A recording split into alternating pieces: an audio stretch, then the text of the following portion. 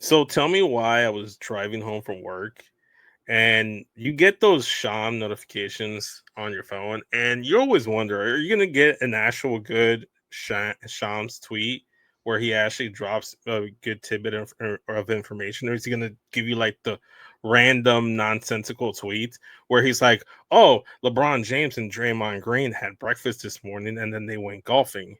Right, You or know, or you're just looking at your notification for some like low level like right? this person signed to like a two-way non-guarantee whatever, like some random ass thing. Yeah, something Like like that was that. worth it. Like Yeah, or he's like quote tweeting the previous tweets, like shouting out an agency or whatever he's oh doing yeah, yeah, of nowadays. course you got to give the agent props. Yeah. That's how he gets his info. Yeah. Yeah, but once I got home apart and stuff, let me see what this thing it was like a whole like cover page for like for like a job Yeah, resume. it was great.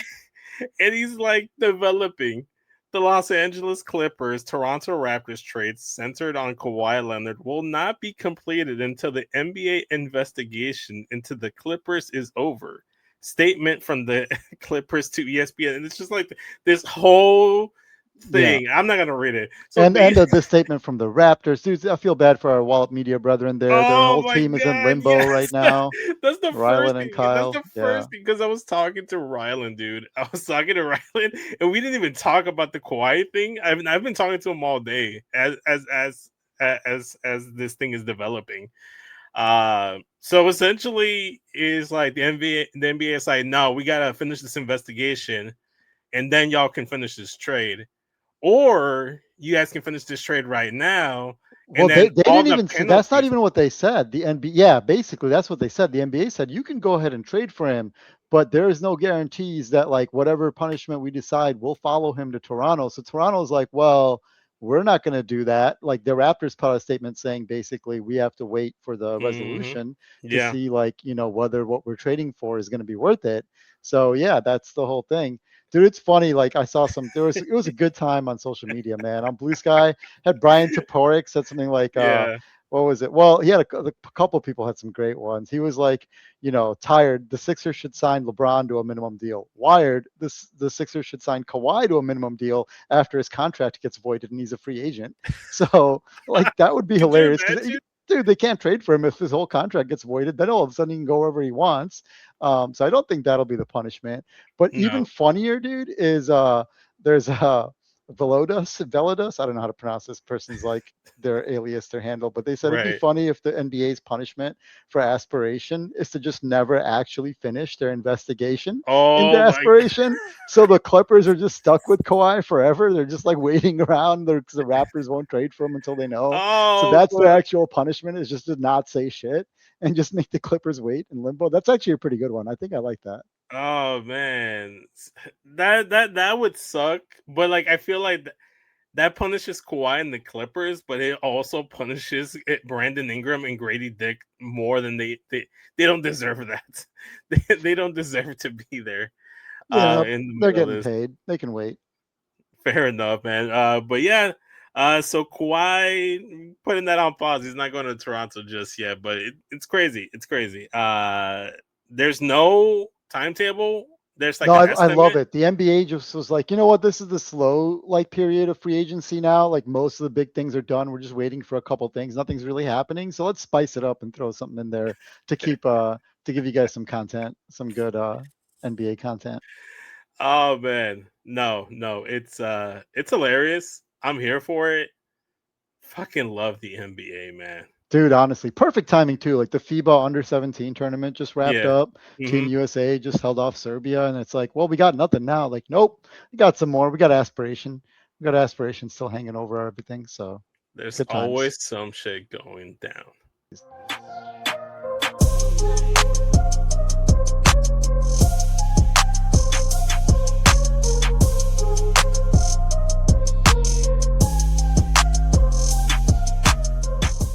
How's it going, everyone? And welcome back to the 606. I'm your host, as always, SESvince, and joined by my good friend Basharat.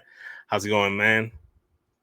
Going great, going great. A little lull before the next heat wave comes through, but yeah, it's a good time. I have completely prepped for this. I mean, like We have the slow season of NBA free agency, so it's time to get into the fact that these console prices are going up. What does that mean for the future of gaming? Is console gaming dead? PC gaming, the prices of RAM and storage have gone through the roof, affecting everything from personal computing and now trickling down into the future releases of these next gen consoles. So yeah, man, let's looking forward to dive into all of that.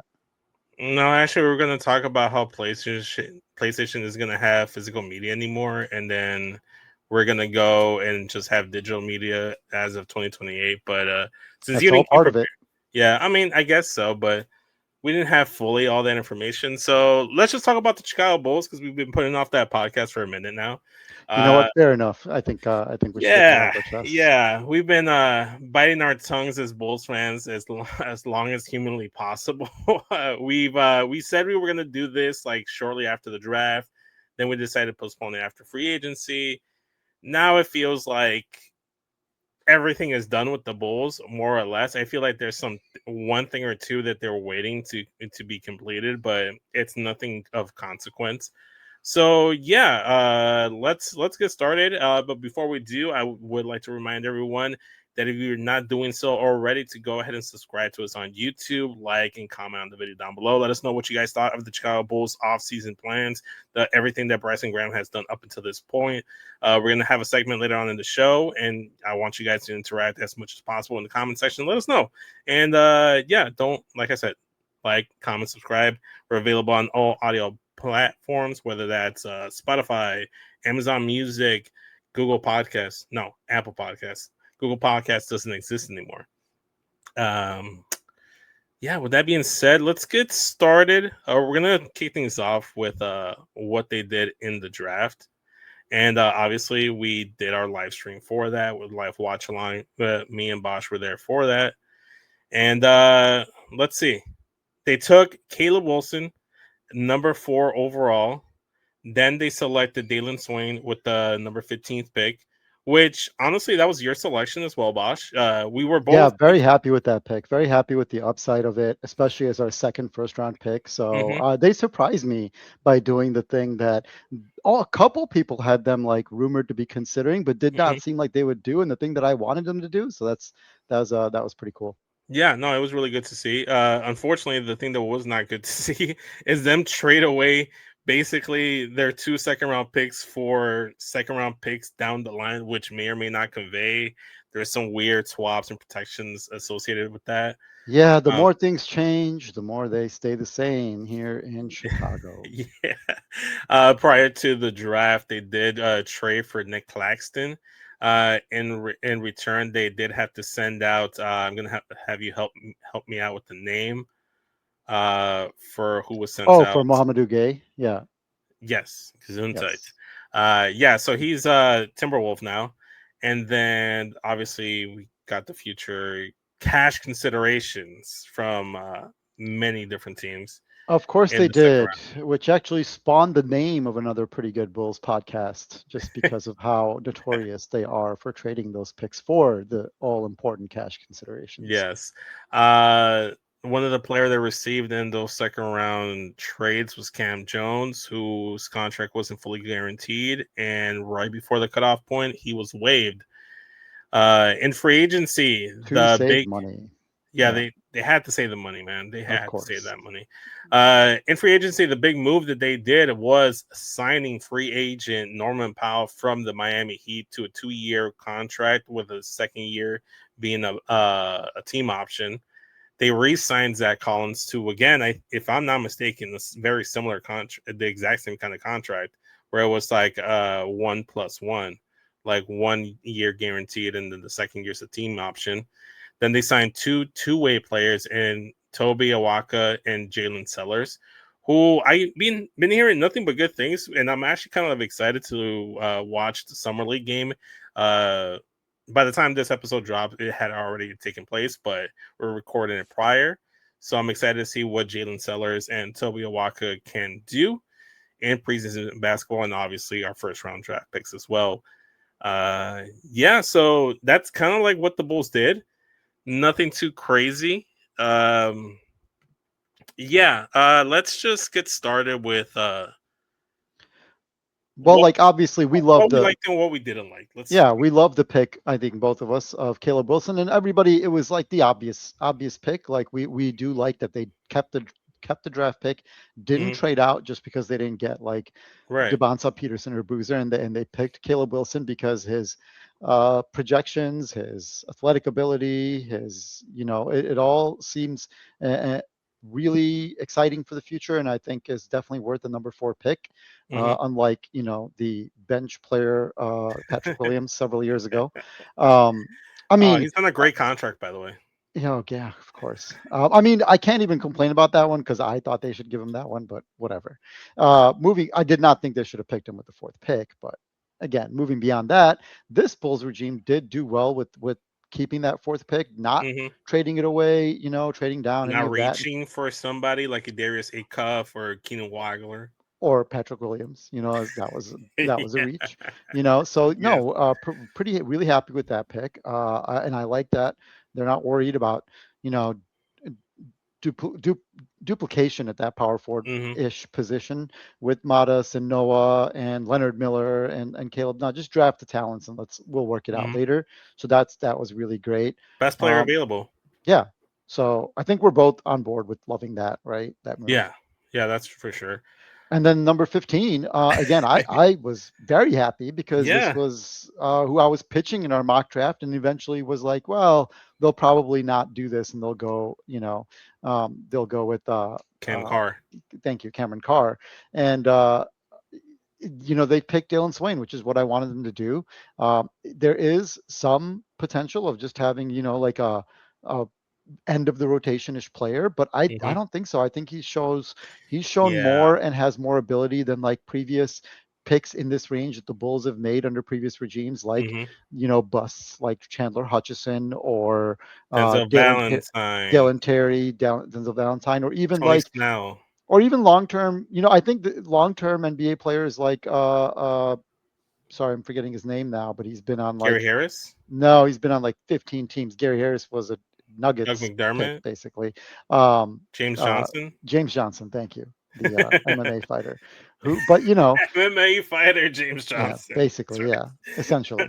Um, Oh but my but god. yeah, no, I think even this is the type of pick that even if it doesn't work out, like I think he's Mhm. the pick that they should have made to get a big wing with who Mhm. shows this sort of potential on both sides of the ball. And so yeah, and again, if you look at the tape of Dalen Swain, Mhm. I think you will see that his handle is Yeah. more advanced than Yes. similar players. It's a very tight Definitely, handle for sure. yeah, it's not like a Dalen Terry. Dalen Terry looked, as soon as he came on the Bulls, looked like he was losing the ball every time he Yeah. drove, right? Yeah. And while Swain may not like make decisions as quickly as I would like Mhm. yet, but he's pretty new at this. But he does not seem like he seems very in control as he makes his Yeah. drives. That's what I like. I just like that he's able to create his own shot off the dribble, like in one-on-one isolation plays. I've been looking into more Dalen Swain after we drafted him. Obviously, I knew some of his player profile going into the draft, Yeah, and I wasn't against the selection. We were both kind of like in the consensus where like, well, it seems like they're just gonna go Cameron Carr, yeah, and honestly, at first, I was a little sour on the pick. I mean, you guys can go back and watch that. You were pleasantly surprised. I was like, okay, I don't hate it. Talk me into it.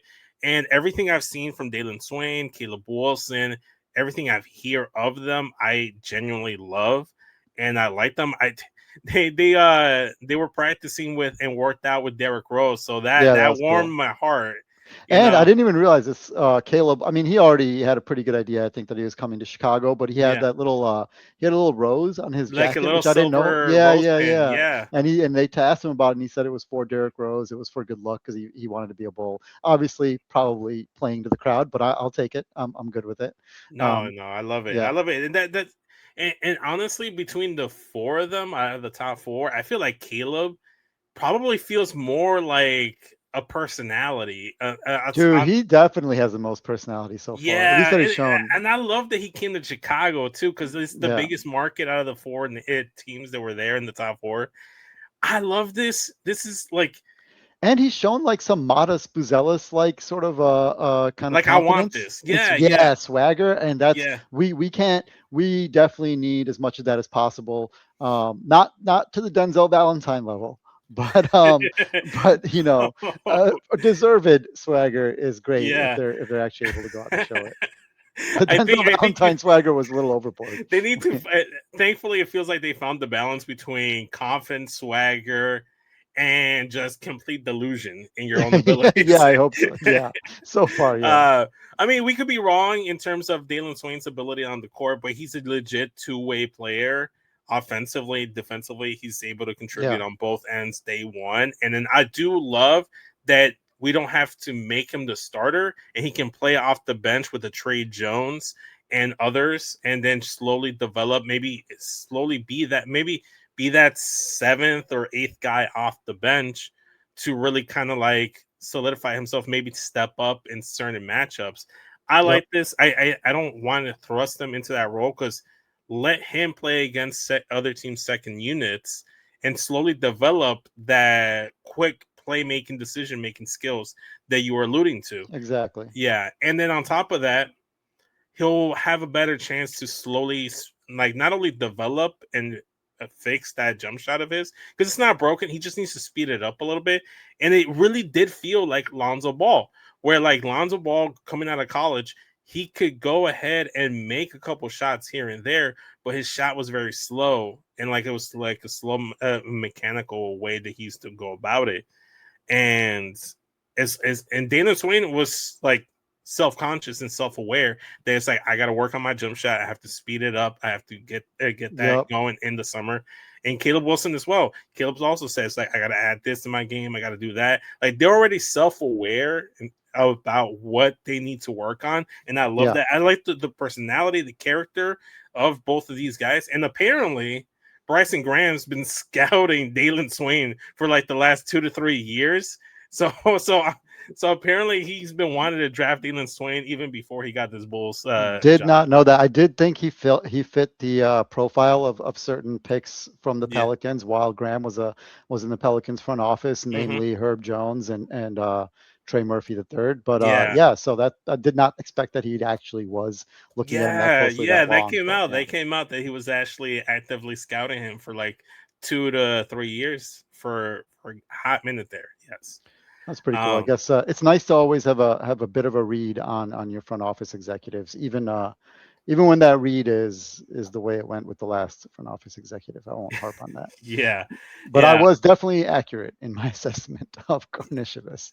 Um, Definitely were. I don't so know. yeah, I just love. I'll say this: even if I don't agree with what he's saying, I do appreciate the transparency and the openness and willingness that Bryson Graham has up until this point to talk and explain and be available to media and fans. Like he went on a yeah, he's radio such show. a better communicator than Yeah, yeah, yeah. he was like trying to justify. Okay, let's get to what they did in the second round. They basically traded off Well, all their before you get picks. there, I want to mention one little off-court thing I really love. There's a little video the Yeah. Bulls put up of like Dalen and there's a few of them of Dalen and Caleb like going around the town and whatnot, Hmm. Hmm. and like taking the boat tours and like all this stuff, right? There's one point I really like the kind of like they're like you said, their personalities are really lovable, man. Like they're sitting Yeah.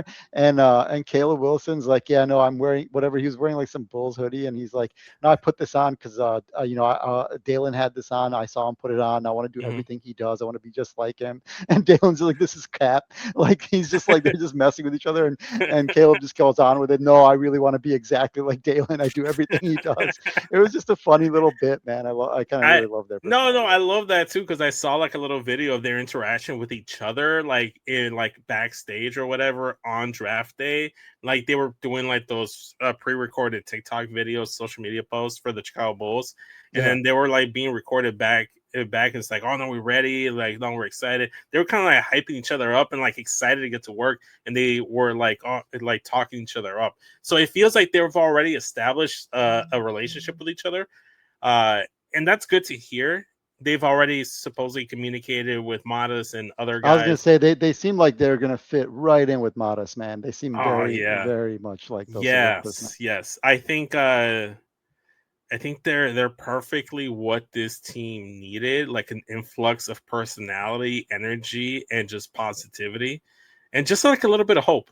Rooting for the Mexican national team in the World Cup. Sometimes you're not the best team on the field, but it's good to have players to give you a little bit of hope. You know. Yeah, no, that was definitely a disappointing exit, but like they did well, man, and it was pretty cool to Yeah, watch. But yeah, yeah, yeah, for sure. I blame the coach and questionable substitution calls he made towards the tail end. But back to the Bulls. Yes, I love what I've seen so far. And then, like I said, Bryson Graham in the second round just traded off all his second round picks, and the one player he picked up that looked like he was going to be a 2 guard wing or whatever ended up getting waived. So we basically didn't see anything there. He went on. I think I don't know if it was Waddle and Sylvie or I can't remember which show it was. It was like maybe it might have been like 104.3 the score or something like that. I can't recall the actual radio program that Bryson Graham went on, and he was just kind of like explaining and like telling everybody what his reasoning was for getting rid of all of those second round picks. He was like, "Well, everyone we wanted was kind of like off the board." all right. And See, I got to call bullshit. Like I was waiting for you to say that, and I wanted to let you finish, but I just can't. This is the same fucking thing that Paxson and Foreman said when they first sold that number 38. I think it was also the 38th pick, long ago to the Golden State Warriors. Is everybody was off our board, and man, I wish I should have done this in prep. I should have pulled it up of the people who were still on the board actually. And there are like current NBA players who were still on that board. yeah, There were like, yeah, it do you was remember what ludicrous draft it then. was? I would love to. I might look it up in while you're talking about something else, and then I'll bring it back up. Okay. But yeah, I forgot who brought this up. Someone definitely mentioned this on another podcast of what players were still on the board there. But it was Mm. always bullshit. It was bullshit because we watched the players who were on the board. I mean, look at Visar, right? Like he's not some stud. Okay, let's be No. fucking real. He's not like, oh, this is a can't miss prospect. He showed though he's a stretch big with some size. Played with Caleb Wilson, so Yeah. it would be nice to bring him on. Definitely a guy worth a second round contract, even if Yeah, that's like a the reason flyer. It's called the fucking flyer, dude. he fell, even if that's because he wasn't willing to take a two-way and he wanted a full guarantee, give it to him. You're the fucking Chicago Bulls. You are Yeah. bereft of fucking talent and you are in a full rebuild and you're in a big Also, market with full resources. Just do it. Just fucking take a flyer, make Caleb happy, have a familiar face for him, and mhm. maybe you have something. And this guy is a stretch big. It's a skill and that is if needed. not, it's a movable contract. It like It's how? a second round contract, man. It's Yeah, nothing. it's nothing You, gonna be you wouldn't even need crazy. to move it. You could just eat it or whatever, and it's Yeah. it's Matter of fine. fact, let me see what he signed for. I'm trying to. Nah, I don't care enough The to other look the it up. other I'll I get was to some gonna look it more. up. I don't care. I Yeah. don't want So to know. I don't want to mention everything because we have a segment later where we'll talk about it, but I do want to call bullshit on this. Mhm. And I'll talk about what more about this later as we pivot We'll into unpack it a little some bit of that. more, yes, Yeah. because we do have a segment after we like go through the depth Yeah. So chart we and still have free everything. agency to talk about, but yeah. Yes, unfortunately, not a lot of movement. Speaking of free agency, like I mentioned at the top, let me just bring up the graphic one more time so we can show everybody here. Free agency signing: Norman Powell signed a 2-year contract. At an average of 22.5 mil per year, with the second year being a team option. Similar thing with Zach Collins. I believe it was like a 2-year, 18 mil contract with like 9 per year, with the second year being the team option as well. And then signed two-way guys, took flyers on two-way guys who could have been second round picks. So, I mean, I don't know. Uh, Here's what I'll say. They didn't do anything in free agency because one of their big moves was trading for Nick Claxton to be their starting center for next season, which honestly at less than 25 mil a year, he's honestly a bargain compared to what Walker Kessler signed for. Jalen Duren still has yet to sign, and you were going to have to back up the Brinks truck or unload a shit ton of assets, as the Lakers did, to try to pry him away.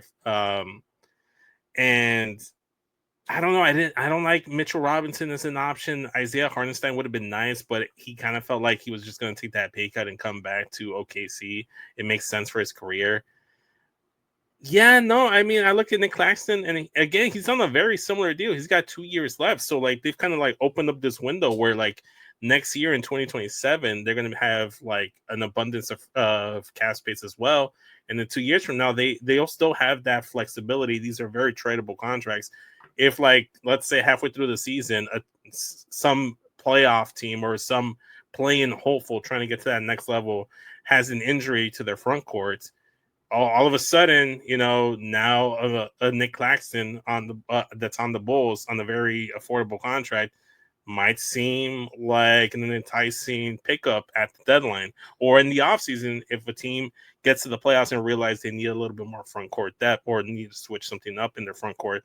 Nick Claxton does that, and I feel like that's the same thing with Norman Powell. He's going to come in, fit in nicely, I think, with what's projected to be the starting lineup of Giddey, Matas, Caleb, and Claxton. Because you needed shooting. They addressed shooting. They got one of the better shooters, former All-Star this past season with the Miami Heat. And like I said, it's not a bad contract. I don't hate it. And someone that can be flipped either at the deadline or in the offseason next year. Or you could just not pick up his team option and just let that contract and money come off the books. Personally, I don't hate what they did. I don't like that they brought back Zach Collins. I never really was the biggest Zach Collins guy. Uh, yeah, no, I don't like it. But I would have rather them kept 38, given a guaranteed contract to Henry Vassar, because it's basically a very similar style type player, except one is younger and isn't as injury prone as Zach Collins. How often are we going to see Zach Collins? Um, but yeah, I don't know. Now they have three centers. They're not all going to see the courts, or they might. Who knows? But in terms of what they did, I'm going to give them a B because I don't hate what they did between free agency, the draft, and then the trade prior to the draft. I like the roster. It kind of fits a little bit, and I don't expect them to be good. And as long as they're outside that relegation zone where the top three worst teams get worse odds than 4 through 10, then I'm okay with it. What are your thoughts on what the Bulls did, and what would you grade it? Like Nick Claxton was their first real free agent pickup, even though he came over in a trade. That was their move because he ate into that cap space. Mm-hmm. Because it was nice to get him for free. At least they didn't give up any picks or anything like that, or any players of value. Yeah. So they did get him for free. That's a plus. Mm-hmm. I do think he's kind of ass. Like I think, like dude, like he was really good. He Yeah. was really good, right, when he was Yeah. younger, and when they first had traded off Jared Allen Mm-hmm. for dumbass reasons, and That then was a horrible when trade. the Nets, I'm talking about, it traded off Jared Allen, Yeah. and When the he Nets was traded Jared Allen to the so Cavs. Claxton was really good as a young, athletic energy big, really good rebounder, Mm-hmm. switch kind of switchy, and good rim protection. His rim Yeah. protection has been pretty terrible lately. His Yeah. athleticism seems to have dropped. He's only getting older. He had no other real skills other than this. Being a great rebounder, especially crashing the offensive glass, and could like Mitchell Robinson does, but not quite to Mm-hmm. that level, but still pretty well. And I don't think he's done that in a while. I think he has been getting eaten alive in any Yeah. matchup that counts. And I'm not sure that tying up whatever 21 million or whatever it was for him Yeah. is the greatest use of that money when Would you you have rather given Mitchell Robinson 15 years yes, for yes. 3 years? Definitely, because I think I would have been Mm, able to. I mean, I'm not sure about definitely, but probably, because I feel that there's a better chance of a contender really wanting Mitchell Robinson at a yeah. trade deadline or off season or next year's trade deadline, and then paying for him. I think because of Mitchell Robinson's absolutely elite offensive rebounding. He Yeah. something like 25% of available offensive rebounds he But was I feel grabbing. like his availability is the biggest question Right, that's with the reason. That's the reason. Robinson. But that's the reason you would take a flyer, and that's the reason I would hesitate. If it wasn't for that, obviously I would do it. Hell, he would have gotten more money, and he might have, even the Knicks may have, opted to pay into the luxury tax, Yeah. to the second apron, to keep him. Whatever. Point being that I don't think that's how they should have spent the money, is on Nick Claxton. I don't hate it. There's some chance. You know, he's Yeah. not old, so there's some chance he can. No. But okay, He's an so experienced center. There's some chance he'll be okay. that's true. So the argument I've seen online and in general, like, but the consensus, like, conversation in favor of the move is like you're taking the flyer on the guy. It's a very affordable contract, very movable contract, and No, it's he's not. He makes 23 mil this year and 21 next year. It's not a movable contract if he's dead money. That's Patrick Williams. Is he a movable contract at 18 mil a year? No. Like Nick Claxton, if he is continuing to be asked, he's 27, is not mhm. a movable contract. He's a movable contract if he's starter level. If he's a Right. So starter okay, level center. so that's what I'm If his trying to allude deterioration to. from the last couple of years continues, then Yeah. he's not a movable contract. No, and I agree with that. I'm just saying that being the case, being on a new roster because he was on the Brooklyn Nets. They weren't really doing anything. So is it a case of, well? And also, I can't recall once the last time he had a really good playmaker to set him up for some dimes, for some easy buckets at the rim.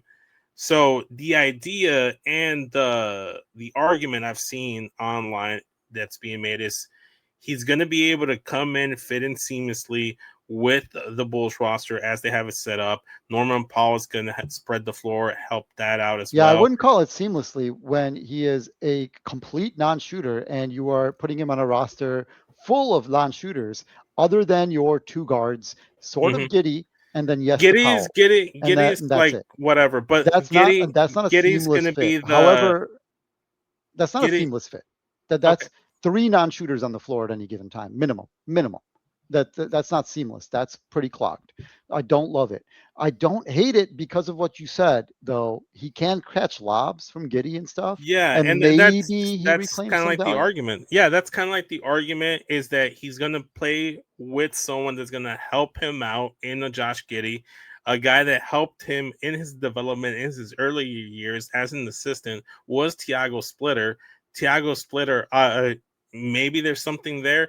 I'm not saying he's going to revitalize him and make him like a starting caliber center that a lot of teams are going to want. I'm just saying he might be a serviceable center at the spot that they got.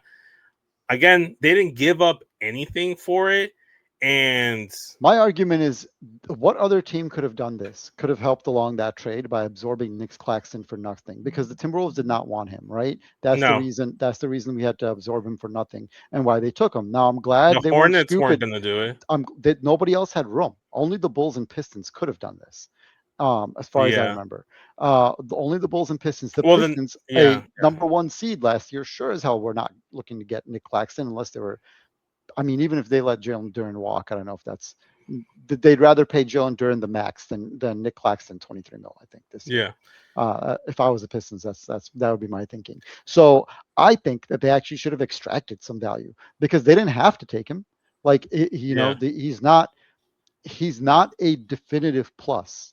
So to I me, at would that I, I point, would agree with that take. I would say that if I were the Bulls, like, yes, I'll take him for free, but give me an asset to absorb this contract. But yeah, I don't think it's a scenario where, like, similar to like a Paul George or even a Patrick Williams, where it's completely unmovable. And like you have to completely fall off. And you're muted, by the way.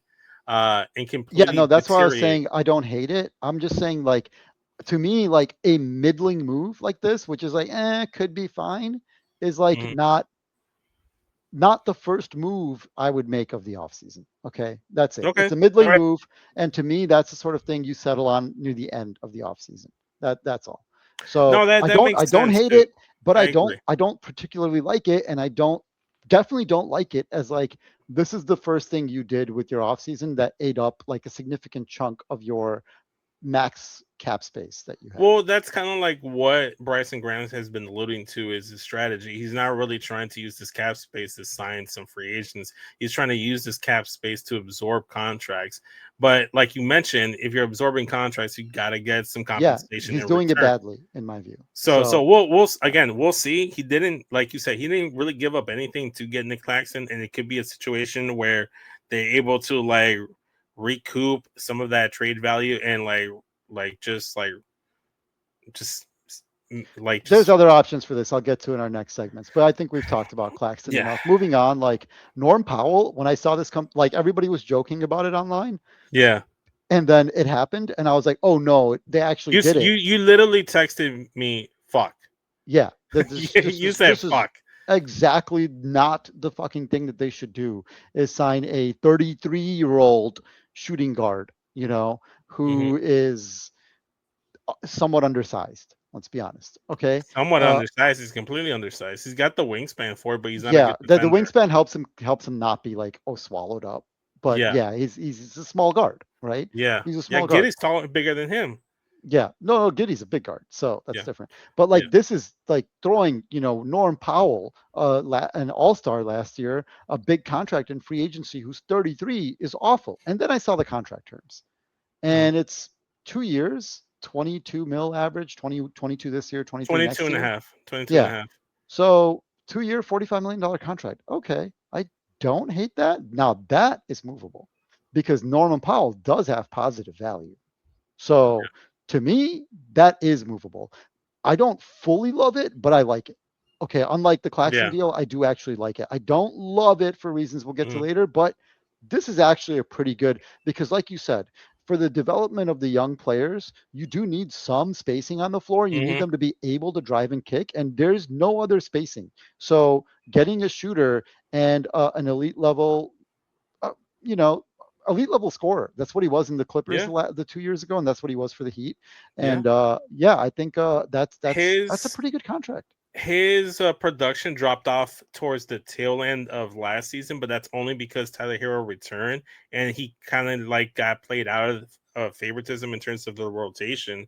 Yeah, they Uh, kind of overlap too much. Yeah, they overlap too much. skills and weaknesses both. Yes, exactly. Um, so when you look at a Norman Powell, in terms of why make this decision, at first I was like, I would have thought he would have tried to come back to the Heat, win a championship, see if like maybe he can get something just a little bit less than what he's getting paid right now, maybe something along the lines of like a 10 to $15 million contract, somewhere in that range, in the similar type of vein where it's a 1+1, where it has a player option in the second year and he can opt out if he wants to. He'd be kind of like perfectly fitting into what the Miami Heat would need. And then I forget, he was on that Toronto Raptors team that won the championship in 2019. So he's Yep. probably like, I got my championship. I want my money. So like, Yeah. and the playing time. And aside from like a team like maybe Detroit, I didn't really see any options in free agency that can give him close to 20, 23, Yeah, $25 million. I was afraid he would be getting like 27, to Yeah, 30, 20, like in that 27, range. 30, God Even forbid. 25 a year, because like the Bulls are just enough under that with a short-term contract, Mhm. like that is a big key to Yeah, me. yeah. Big, So big key. I like the contract. I don't hate the signing. He's not who I wanted them to pick up, but again, I don't hate it. It might work out. And the thing that wasn't good in the Baby Bulls eras after Jordan and wasn't good after the Jimmy Butler D Rose era was that they had a bunch of young players with no veterans to help guide them and lead them. And then if you look on the roster, Norman Powell, I don't know if that's the veteran you want, but he's a veteran on the team. Right. You have guys that have been in the league on the team. Let's actually look up at the depth charts right now. The projected starting lineup is to be expected. Josh Giddey at the point, Norman Powell at the two. You don't pay him almost $23 million and not start him at the two. Midas Bazelis at the three, Caleb Wilson at the four, and Nick Claxton at the five. That's another veteran guy. And then you go down the center Yeah, rotation. You got your vets are Powell Collins and Trey Jones and Trey Jones is a really good vet to have on your team. Claxton. Yeah, those are Yeah. your vets. Yeah. Yeah. So again, looking at the depth charts at the centers, you got the three-headed monster that is Claxton, Jalen Smith, and Zach Collins. Zach Collins, I wouldn't have brought back. Like I said, I would again. We'll save that for later. Patrick Williams, technically a veteran, but I don't know.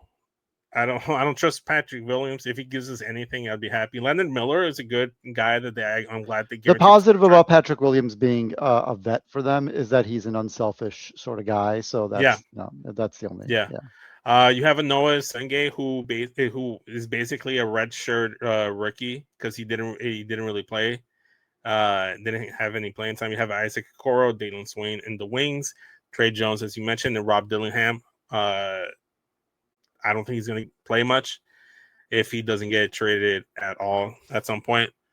So that's kind of where the depth chart is. Before we get into what we think they will do next, let's talk about what they should have done, what we would have liked for them to do. Yeah.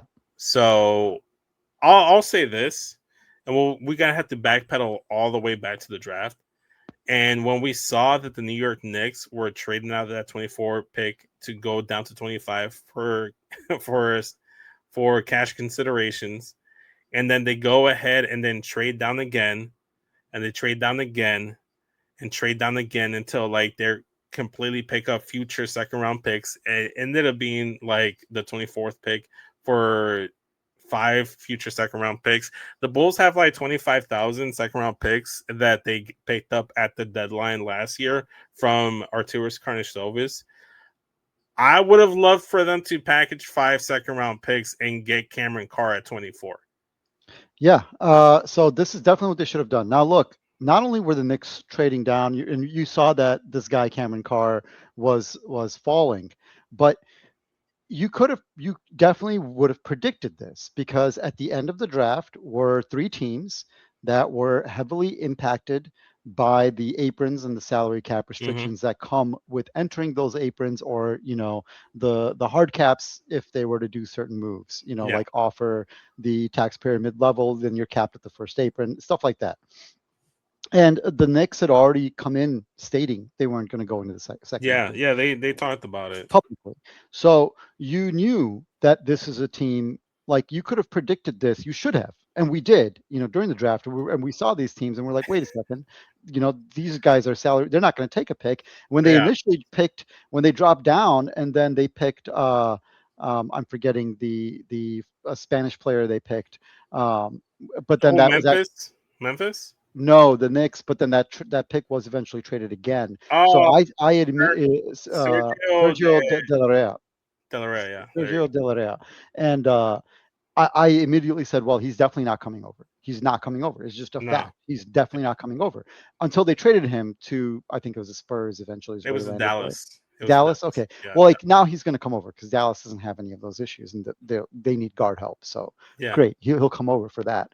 But if it was a Knicks pick, they were not going to pick a player that was going to come over. They're going to trade out of it, and they traded out of it. The Knicks, the Timberwolves, and the Nuggets, all 3 of them were traded out of those first round picks. In fact, the Timberwolves did it before the draft in that move with that the Bulls were involved in Claxton. So the Bulls, if they weren't already clued into this, should have been clued in by that transaction, right? Yeah. And to me, this is a big indictment. Like, I like Bryson Graham a lot so far, but this is a big red flag to me, because what you cannot do is be so hyper focused on your own team and your team's assets that you lose sight of every other team, because your job as a GM is not just to look at your assets and your players and your future picks and forecasts and coaching staff and all of that. Your job is also to know the situation and context of every other fucking team Take in the league. advantage and pounce. Yes. That's how a team like OKC and San Antonio get all the assets they have. If you don't know the context, then you don't know what that team is over leveraged on. It might need to get out of, is has too much of that they can part with. It's how you end up making a trade with the team that has the most first round picks of any team in the NBA and not getting a single one back, as in the Caruso for Giddey deal, is if you're not looking at the context of the overall of every other team in the league. You should know, you should have prepped, you should be sitting there waiting to take advantage of an opportunity that presents itself when you know that the other teams have things they need to do. They need to get out of certain contracts. Again, the Timberwolves, the Nuggets, and the Knicks all needed to get out of those contracts. All 3 of them traded down out of the first round. All 3 of them. All of them, in fact, they did. And I'll go further. It doesn't matter if Cam Carr wasn't number 15 on your board. I mean, I think he was at least a first round talent, right? Like, guaranteed. I mean, regardless, to me, somebody was worth taking a flyer on with that. And a first round talent is much higher upside than anybody you get in the second round. Your Right. second round picks are worth Okay. less. So if Players are staying in the NIL in college longer because they're getting NIL payouts. Second mhm. round draft picks are generally becoming less overall talented than they've been in the past. You have so many. If these teams are desperate to get out of the first round, you have to take advantage of that. Package as many goddamn second round, six, I don't care. Like, and get a first round talent, because it doesn't matter what your overall roster looks like. You need a long term rebuilding You need project. as many bites at the apple as possible, Yes. And and guard is one of the areas at which we now yeah, need the most shooting, help. shooting, Shooting. Yeah. shooting. So okay, so here, listen. He could spin it, or anybody can try to justify it and saying, oh well, three rookies, you already technically have three rookies if you count Noah Senge because he didn't play. Now you're going to add a fourth rookie. How are you going to find the playing time for all of them and properly develop them? Yeah. This is obviously a Jerry Reinsdorf move. It's like, I don't want to pay those second round picks, get rid of them, Yep. just pay for the first round picks. And That's this is where, as a GM, you need to stress to him what I just stressed. Like, this is yeah. our chance. This is our chance to become a Premier League franchise again by taking as many of these shots right now, Mhm. low cost shots, low cost, low commitment shots that we can. We need to do it right now. This is our chance. And you need to convince him of that. That's your job. That's part of your job, Yeah, you know? yeah. And then honestly, like I'll say this, I'll give this caveat, or like this, like I'll give him this like little like thing, where it's like, if it was a situation where you're like, it's you have to pick your battles type of thing. It's like, I'm not willing to die on the hill to trade all these second round picks. If he doesn't want the second round, that's fine. We got our guys that I really, really wanted. I would love to take a flyer on a Dalen, on a Cameron Carr, or maybe a LeBaron Philon, or whoever had been available for them at 24 or 25, or whoever, you know, maybe, regardless of the fact, even if they weren't like in the second round, anyone there on your board, someone in the first round probably was on your board, Yep. even if they were on the tail end on your board.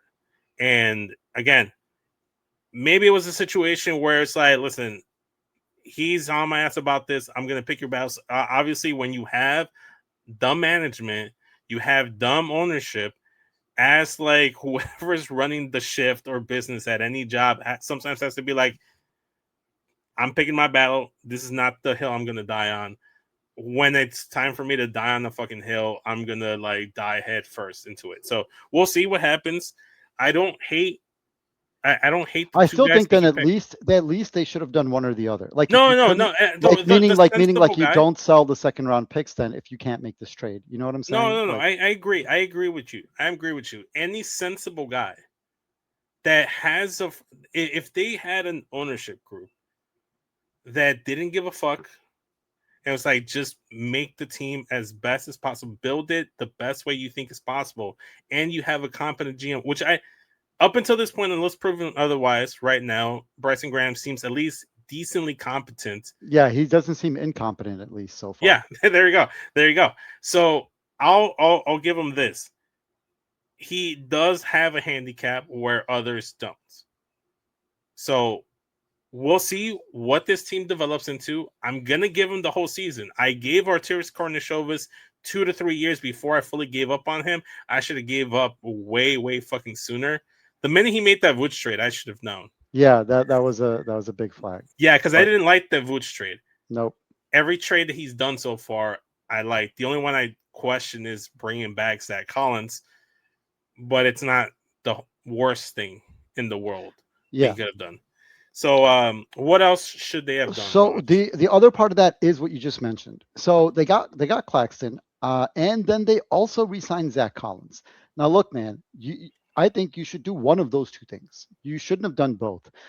Had you had more of your cap space available, you could take on more bad contracts. Didn't the Lakers just dump DeAndre Ayton to Yeah, yeah, the Wizards? they dumped DeAndre Ayton to the Washington Wizards. I think it was for Jaden Hardy, and I think yeah, they picked to up two picks. Like, Did the Lakers pick up 2 picks or the I think Wizards the pick up 2 Lakers picked picks? up the picks. Okay, well, I wouldn't have paid to, because I think Hardy's a bad contract too. So, let me see here. Let me see. I'll look it up while you unpack Okay, your thought basically, process. yeah, basically, I would say what I want them to do is not just to take flyers on players, but to take a flyer on a player. You need to look at a couple of contexts. Is this player either going to be a possible long-term fit Hmm. or a positive trade asset, right? Right. Those are the 2 types of flyers. And B, the other part of that is, are we getting assets for them incoming? Because the thing with Karnishevas was he took lots of flyers, which I'm Hmm. down with. I'm Yeah. totally down with taking flyers. His problem is he got no assets for taking the flyers, for taking the players that other teams didn't want, Hmm. right? And when you do that, you're supposed to extract a pick. The smart thing is you get something, some asset, second rounders, a low first rounder, whatever the Anything. worst. Yeah, one of those picks floating around that's the worst of like Yeah. Oklahoma City and Denver and like whatever. It's going to be like the 30th pick no matter It's what. like a swap of a swap between Yeah, another swap. whatever. And Take that. If it's the 30th pick in the first round, that's perfectly fine. Like, yeah, but you get something. it's something you didn't have prior. Right. And That's you better get than something nothing. for them incoming. Then, if your flyer works out, either they're a long term piece for your team or you flip them in another trade and you get more picks outgoing. And that's the way that works, Yeah. right? That's what taking a flyer to me really is when it's done right. And that's what OKC did over and over and over and over and over again for the last 5 years. Hmm. So that's the type of move that I want them to do. I want them to have their cap space available to ease the burden of these teams like Minnesota, like New York, and Denver, all 3 of which Yeah. still Well, the impacted thing by is the that they salary cap. can't go into the season with just the cap space. They have to use up 90% of the cap before the end of the offseason, unfortunately. They have to use up a certain amount. I believe if they don't hit the floor, though, it Yeah, just the gets floor is given. 90% of the cap. Yeah, okay. So, but again, the offseason doesn't end until October. Yeah, Okay, exactly, exactly. so So again, okay, just like the reason that the Celtics didn't need to trade Jalen Brown in the first week oh of my free god, agency, right? Like you could have waited till September or whatever, yeah, or yeah, the yeah, Bulls for sure. also didn't have to spend that money right now. I think you could have leveraged these teams. You could have you could have, let's say you didn't spend that money, right? No, no, You could make Denver sweat I now can't by putting remember. in a I can't restricted free remember. agent offer Hold for up, hold up. Peyton I can't Watson. remember exactly what the details were, but specifically, Zach Collins had to be signed so that it was re-signed and was Because like they gave him with an extension, I think. it was That's an why. extension instead of just Yeah. straight up free agency signing. Yeah. So Yeah. they were at the deadline with that. They were trying to meet that deadline. Again, I don't think they should have because I wouldn't taken that flyer again on Zach Collins because I don't think he's available that often and he's not that great of a player. Like nothing against Zach Collins. He seems like a fine player, fine Yeah. person. Yeah. But he's not someone that I would want to pay $9 million. I don't even like Jalen Smith. Some people like Jalen Smith. I don't really like Jalen Smith. I don't like any of the backup bigs we got. Yeah. No, I actually think Jalen Smith has been pretty good, but I would like to deal him. You know what I'm saying? Like Yes. that's what I would like to do is I would like them to uh have playing time for the players who are Mhm. reclamation projects or flippable, right? Yeah, I Play don't them think you need to and flip flip them them. now, though. No, by the trade deadline. You need to be able to play By the it. deadline, one of Zach Collins or Jalen Smith needs to be out of off the team. And in my And opinion, also one of Giddy or Trey Jones. I think Giddy's a better long term because he's such a good passer and like yeah, yeah, fast you could break. still kind of like let because Giddy doesn't. Here's the thing: Giddy doesn't have to be the starting caliber point guard for a championship team. You're not building Yeah, around Giddy. Build a Giddy. You just have to see exactly. one of three things with Giddy. You have to see if either Josh Giddy can be the guy that runs this offense and helps facilitate everything, or can he be a guy that's good but not good for a good fit for this team that another team might want to take a flyer on, or you need to see if he's just like not worth anything anymore and you got to like get rid of him. Yeah. So you have to see what the situation is. Is he going to be a key part of this team? Is he just a rotational piece, or is he a trade asset? You have to To figure me, that out. to me, if somebody has high value for Giddy, cool, trade him. But otherwise, I'm fine with keeping him because his contract is like 25 mil a year. So it's not like teams are dying Nothing to get him. crazy. No, no, nothing Yeah, crazy. By the time but his teams are contract also expired, we're gonna barely be getting to the point where we're looking to pay Matas. exactly. So it doesn't hurt us to keep him, and other teams aren't exactly dying to get him because it's not a bargain contract. And he also like he helps the development because he will play fast. He will throw the ball ahead. He'll lead that fast break. He can get the ball to these big Well, athletic Modest Minnesota and was a Caleb Wilson. team that was linked and rumored to be interested in Giddy before they made the LaMelo Ball trade. Yeah. Well, my point being that it doesn't matter to me. Like Giddy's okay to keep if somebody offers value, like if it was As Minnesota, long as there's value yeah, that you're then getting. take it. Yeah. But to me, then Trey Jones on that $9.5 million contract 1 year has left too, huge I think. value. Yeah, he should have huge value. There is a team that is going to need point guard help that is suffering injuries, like Houston last year, or Detroit that needed a Boston. point guard Boston help. definitely needs point guard help. Someone is going to need it, especially at a very affordable contract where they don't have to give up any of their key pieces. They can Hmm. make it, they can reach that contract for matching Yeah. purposes with, small end of bench players, Yeah. rookies, whatever. And that's why Trey Jones should be dealt, in my opinion, by the trade deadline, because you should be able to find a contender who needs that help and is willing to pay you because Trey Jones makes next to nothing. So they won't have to give up any useful players Hmm. and they can take him on short term and not Yeah. commit long I term. think it's gonna have to take a couple months. Like by February or in January, we should really be seeing these guys well, not February, January. December and January, we should be kind of seeing, okay, what teams need this, what teams need that, making phone calls and being open and trying to see extracting the most value you can. Yeah. That's what they At should be least at doing. least one of these centers has to be gone. And ideally also I think Trey Jones by the deadline, in my opinion.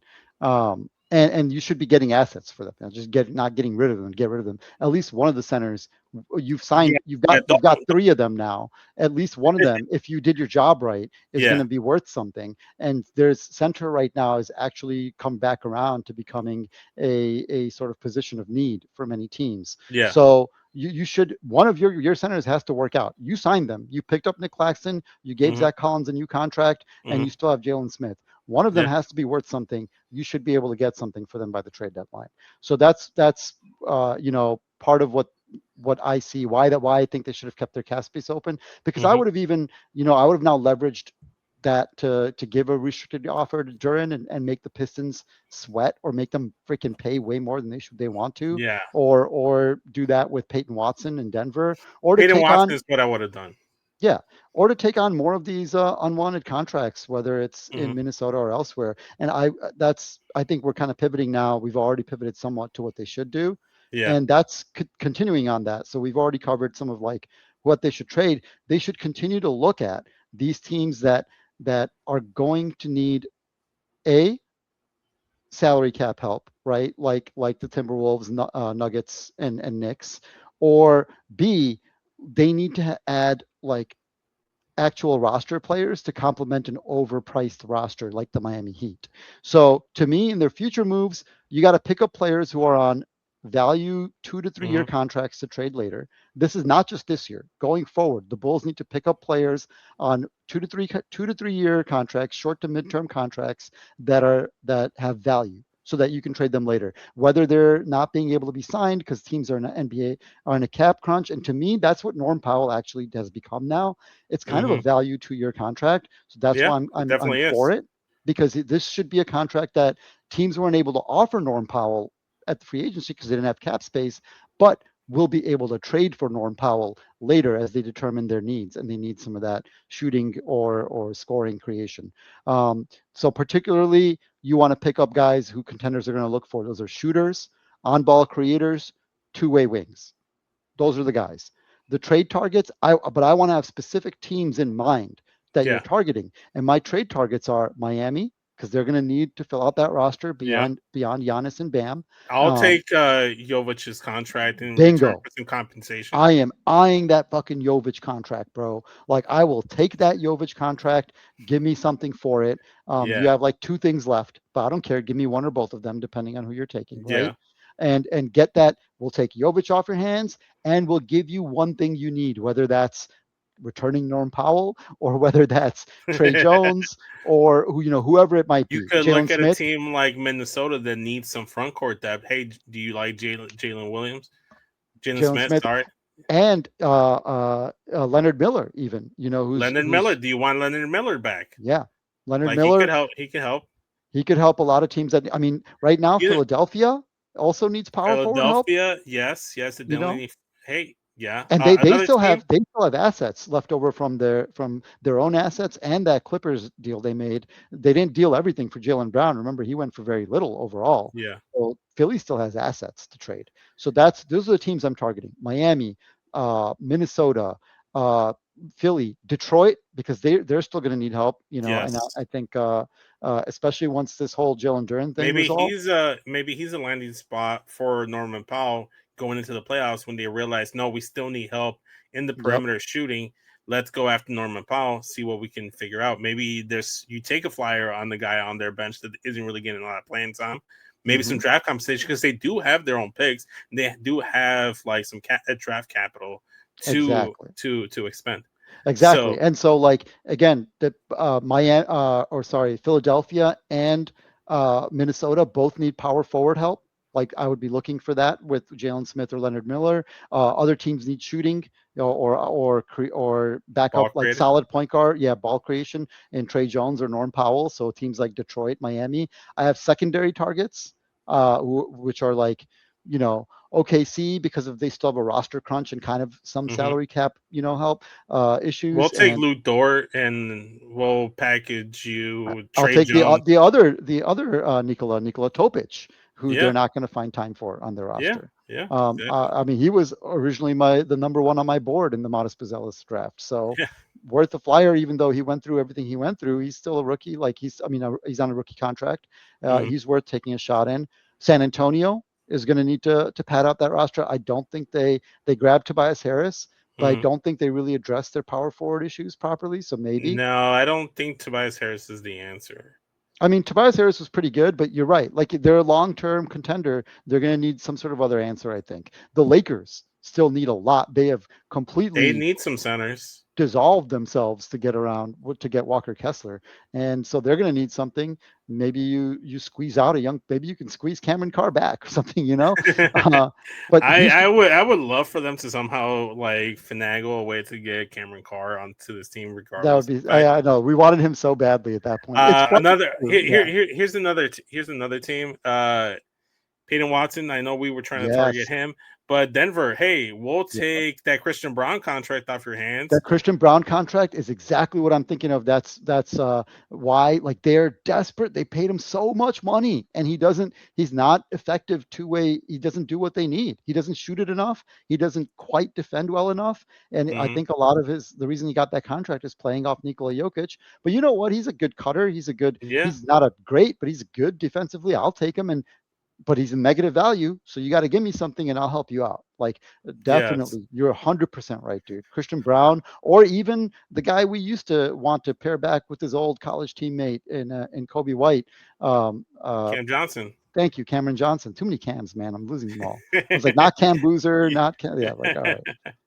Uh, So here's another trade that was supposedly rumored, and I think is still on the table because I think this is on pause until LeBron James makes a decision. Rumored is that the Cleveland Cavaliers, if LeBron were to choose them, want to be able to give him that full $15 million mid-level exception. And to do that, to get under the cap, they would be trading one of, if not both, Dennis Schroeder and Max Strus. yep. So the projected trade was to be Rob Dillingham and I think like a second or something like that, or maybe the seconds were coming from Cleveland, but essentially as Rob Dillingham for Max Strus. Yeah. That's the exact kind of contract trade you should be making. Yeah. Like, as much as I personally like Rob Dillingham as a person, I don't think he's going to be a good basketball player down the line. I could be wrong. I'm totally okay if I'm wrong about that. But I would love to have Max Strus on the team. He'd be a shooter. He'd be a veteran. We could do Yeah. that. And yeah, so Yeah. I have a Pick up a few. couple seconds. Yeah. Yeah, I have a few more teams. We've already mentioned like the LA Lakers, the Denver Nuggets, Minnesota Timberwolves, and like, well, who else? Miami Heat. That was the Miami main Heat. Yep. Miami Heat. I mentioned the Cleveland Cavaliers. Max Strus and 2 seconds for Rob Dillingham reportedly is the trade, and that frees up 10 million in cap space to allow them to give LeBron James. And also they're trying to create roster flexibility because supposedly they're trying to like make a space for Bronny if LeBron does come, but I don't think that's happening. Hey, I'd love to bring back let there be two hometown reunions. LeBron back to Cleveland, and then Max Strus comes back to Chicago because he didn't really get a fair chance here in Chicago. I don't He think he tore his ACL, man. That yeah, sucked. Yeah. yeah, and then like they should have brought him back. They should have kept him on. Like he Yeah. blew up in Miami, and I hate that it was in Miami of all places. Where because of course Yep. Eric Spoelstra and the Miami Heat are always able to find these guys that end of the Every one of their two ways always works out. Every one of our two ways is never in the league again. yeah Like it's yeah, but yeah, those are some other teams I look into. Like I mentioned, Detroit. They didn't get Norman Powell. Maybe they do get Norman Powell at the deadline. They still need that 3-point shooting. Maybe more teams that want to cut more salary or whatever, like a New York Knicks or definitely their Denver Nuggets. Take back a Christian Brown, like we mentioned. I'm also looking at teams that might be needing to shore up that bench. You're looking at like shout out to our neighbors up north, our friends at Wallop. They just made this trade for Kawhi Leonard. if it ever That gets finalized, yeah. when when it eventually does get finalized, they're gonna need point guard depth and center depth. Guess what? Hmm. We have a tradable point guard and and a bunch of tradable centers. Yep. I think they'd much rather have Nick Claxton than Jakob Pertl, or maybe they want more front court help in the Jalen Smith that can help spread the Yeah, floor. Jalen Smith could play both, and he could stretch the floor, and he can run. Yeah, So it'll a provide Trey a different Jones coming off dimension. the bench to spell Yeah. them when quickly needs to like either can't play because of injury or Right. just needs time off the floor. I think those are two.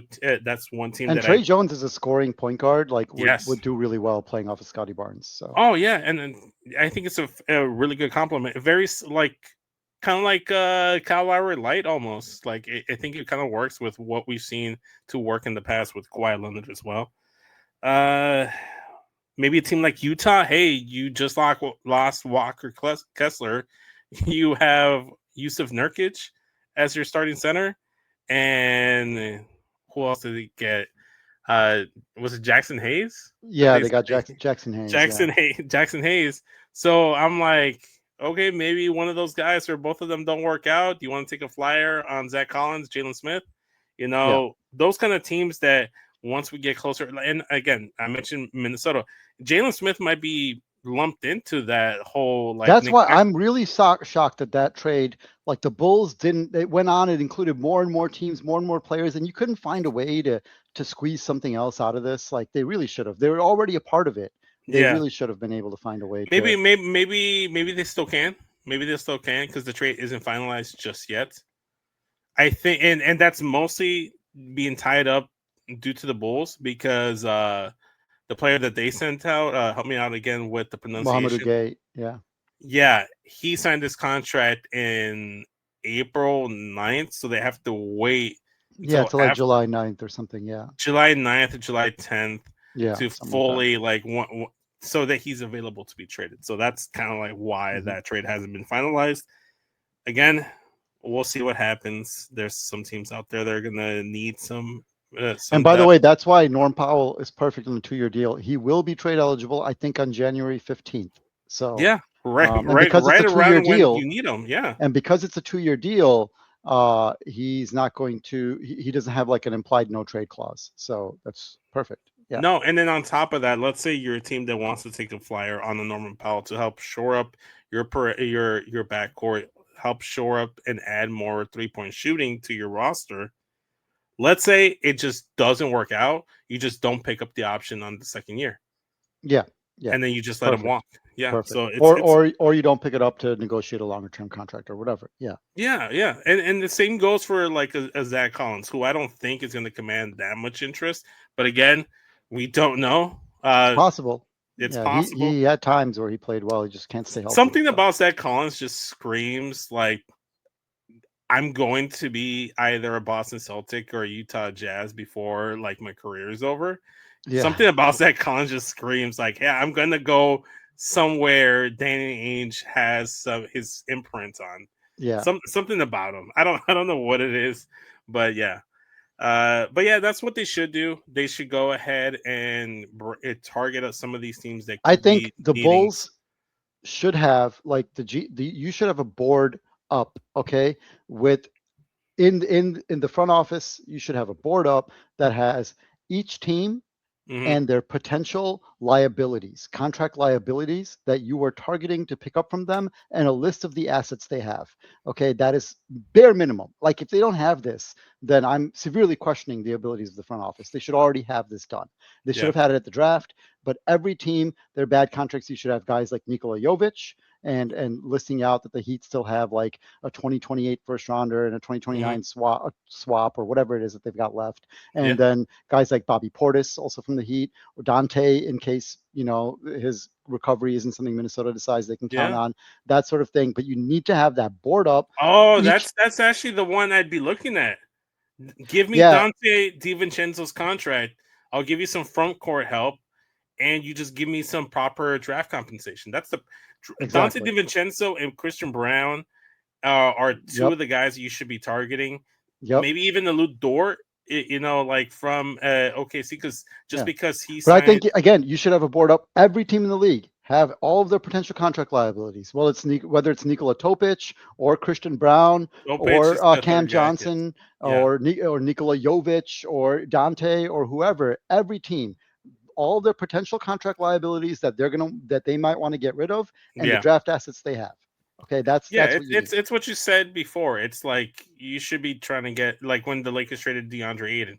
Ironically enough, they were the ones that got the second round picks. So it was Jaden Harden and the second round Yeah, picks because of for Hardy's yeah, contract. But yeah, yeah. So but I mean, I don't know if you're ready for this, but I have some ideas on what they should target in terms of draft picks and how they should structure their philosophy around the draft going yeah, forward yeah. also. Let's finish up with that. Why don't you unpack that real quick? So, uh, number one, we already covered the fact that second round picks have been kind of losing value, or at least losing talent value, Hmm. because more and more players are staying in college longer if they're not going to be first round draft picks. They don't think that they're going to get that sort of money, guaranteed money, Hmm. because the NIL is giving them much more money. Yeah. So you should, before the entire league catches on to this, because it doesn't seem like they have yet, you should look to flip your second round draft picks for further future first round draft picks, even if they're at the very low end. Trade as Hmm. many as you need, but pick up some of those like a last pick of the first round type of picks that we talked Yeah. about, right? Yeah. Here's another thing. So under the new lottery reform, a team cannot pick in the top five 3 straight years. The Bulls picked in the top five this year. Next year's draft, at least at this early date, it's not nothing Hmm. guaranteed, but it doesn't look great at the top. I think the Bulls should try to not be in the top five somehow. They should because the 2028 draft, again, early, but it's looking kind of promising all of a sudden. We've Okay. got a couple players I want to talk about, and I would target these two players. Funny enough, they were teammates in Spain on FC Barcelona. Okay. Yeah, I like that. I like that. both of them just turned 7. Now look, with the Bulls in this actual committed rebuild and future picks coming up, I'm gonna be paying a lot more attention to the draft coming up. I'll have a lot more to say on the young players in college and Yeah. the Yeah. For prospects. sure. So here's the start of it, and that is both of these guys just turned 17 and they're now committing to U.S. colleges. Hmm. However, because of the NBA draft rules, they can't be drafted until they're in their age 19 season. So they can't go in the draft next year. They won't be in the 2027 draft. They'll only have just turned 18 at that point. Mm-hmm. So they're going to be coming out in 2028. These two guys are the Serbian player Nikola Costa Rica. I don't know if it's Costa Rica or Costa Rica. I haven't done enough research on that yet. Okay. And an American, Joaquim Bumta Bumta. So Bumta Bumta is a center. Okay. Uh, We need he's well, centers. but he's a power forward center. Okay, so Okay. right now he's committed to playing power forward, but he's a 7-footer with a 7'3" wingspan, 9'4" standing reach, Mm, 245 pounds. So he's actually got good heft. He's not just a thin body, to yeah. get pushed around, Okay. which has been kind of the problem with a lot of these stretchy bigs. So I Yeah. think by the time he comes out to the NBA, he probably will have grown a little and filled out even more. And I think he would be like a perfect center option. He has some deficiencies defensively. Mm-hmm. He's not horrible, but it almost like likens kind of reminds me of Carl Anthony Towns a little Okay. bit Yeah. because he's an excellent offensive center. Like Yeah. scoring, passing ability, his perimeter ball handling abilities are all fantastic. So even Yeah. if he's a power forward, I mean, you got to get talent, man. You figure out what to do with it later. He just helped the USA win that FIBA Under 17 Mm, tournament against his former teammate in the Serbian team okay. in Nikola Costa Rica, and Costa Rica, probably Costa Rica, considering he's Serbian. I don't know, but he's a 6'8", but he's actually more of a prime target because he's a Okay. 6'8" wing, and Okay. that's awesome. He dropped 37 last year against in the FIBA Under 16 Mm-hmm. World Cup tournament. Yeah. Dropped 37 points against the Team USA to win gold. He had played them again. He averaged like 24 points per game in this year's FIBA tournament, and he's going to UCLA. Boomta Boomta is going to Duke. These guys look great. I think my target would be at the top of the 2028 draft Yeah. to get one of those No, guys in the and top five. I like what you're putting down too as well, because like focus on the development of these players, these rookies you got coming up. If you're good, you're good. It doesn't really matter. But like being somewhere outside the top five is good, especially when it's a weaker draft class. Yep. Because as you saw, that was the same case with the 2024 draft, where we drafted outside of the top five. We actually drafted 11th in that draft. A Yeah. guy that was supposed to be top five, top three talent in Matas Buzelis fell to us to 11. And when you ever get to a situation like that with like a weaker draft class, you see teams taking more reaches or some guys falling for whatever X And I reason. always feel like in those drafts where the top end talent is kind of lesser and so people are slamming the draft, that Mhm. the middle of the first round actually is really good, in my Yeah, opinion. yeah. Because they kind of like usually a lot of people judge the draft based off the top end talent, like you mentioned. Exactly. And if the top end talent is would really be like mid to late first round picks in other drafts, or like late lottery picks in other drafts, you're like, okay, well, this must not be a good one by comparison. No, it just means that the ones in the middle Yep. are on the same, are like closer to the top. Like Exactly. that was the main reason why I hated anyone trying to entertain or even start the notion of maybe trading down or Yeah. from number 4 to get multiple first round picks or something. No, that's stupid, because like I There's a made big the gap. Yeah. there's a huge gap, because Yeah. I made the comparison, like the top 4 guys in this year draft were like a well cooked steak dinner, top of the line A1 steak dinner, different kind of steaks, but Yeah. all steaks nonetheless. Everybody after that in the lottery were a really good cheeseburger. I Yeah. love me a good Exactly. cheeseburger, but I'm Exactly. not gonna Some fucking Red take Hot a Ranch if you're in yeah, Chicago. yeah, red hot. Yeah. Yeah, I'm not gonna do that. I'm not gonna go get red hots when I can get a good A1 steak, you Yeah. know? Uh and that's kind of like where this is, where this next year's draft in 2027, everyone's kind of like a cheeseburger. It's just that some places are Culver's, some places are Portillo's, some places are Red Hot, some Yeah. places are your local mom and pop. Yeah. So that's kind of where the my food analogy goes. No, Shout out to I'm with it. I'm with it, bro. You're making me hungry, but I'm with it. Um, I damn. just had wings too. I might eat the leftover wings from dinner. Red Hot Ranch closes in 10 minutes. I'm not gonna be able to grab it. All right. No. But no, yeah, no, I'm with it. And the other part of that is if it's a weaker draft and you spend a top 5 pick, they still get top 5 money. So like if you pick Zachary Risachet number 1, he's still getting paid like a number 1 overall pick, Yep. right? Regardless of whether he should have been a number 5, 6, 7, 8, whatever. Those are definitely the areas where I wouldn't want to give the top end contract to a Hmm. guy who's more of a low, top 10, low Those are the lottery pick. drafts where you trade down. Those are Yes, the drafts where you yes, trade down. exactly. You And gotta yeah, know. that's why. So yeah, I'm targeting the 2028 draft at this point. A Hmm. couple of players in particular will obviously have more looks as the years go on.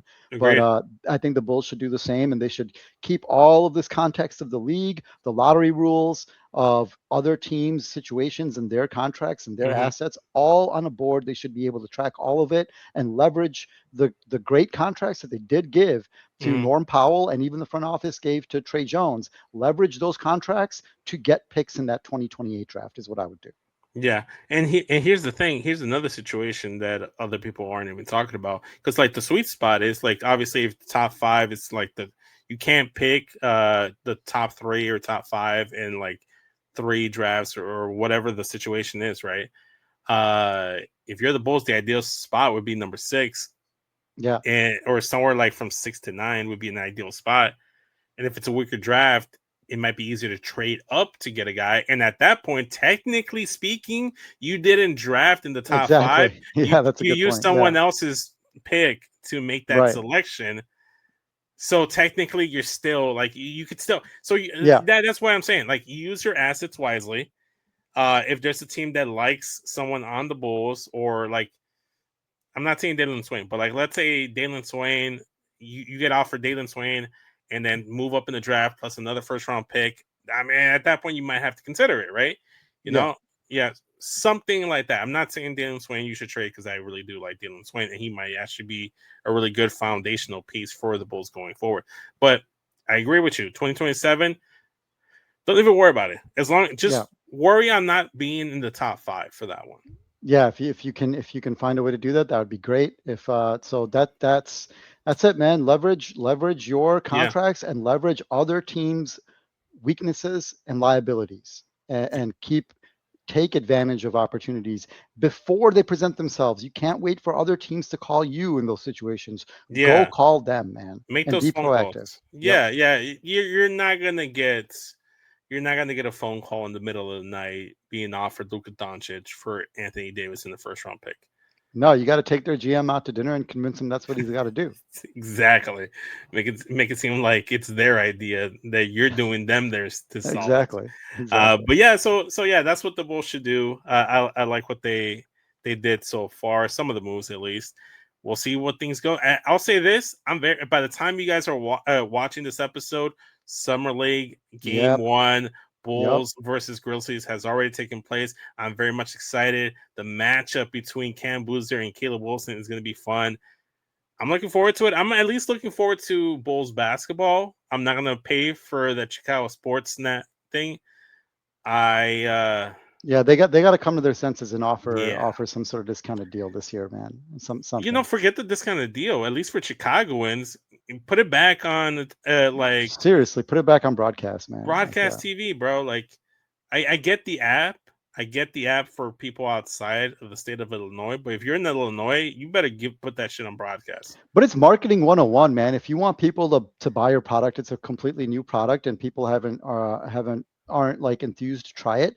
Give it away for free, get them hooked, and then they'll pay for it. They should give it That's what away for drug free. dealers do. They give Exactly, you a dude. sample and then they Smart get you to marketing, man. yeah, Smart exactly. marketing. Yeah, Give it to us for yes, free, and then exactly, see what happens. exactly. I might actually make it down to Bulls Fest this year. Hopefully, I'm hoping that one of the rookies, if not both of them, are going to be one of the players you can like meet for free and stuff like that. So Yeah, it'd be we'll cool. see.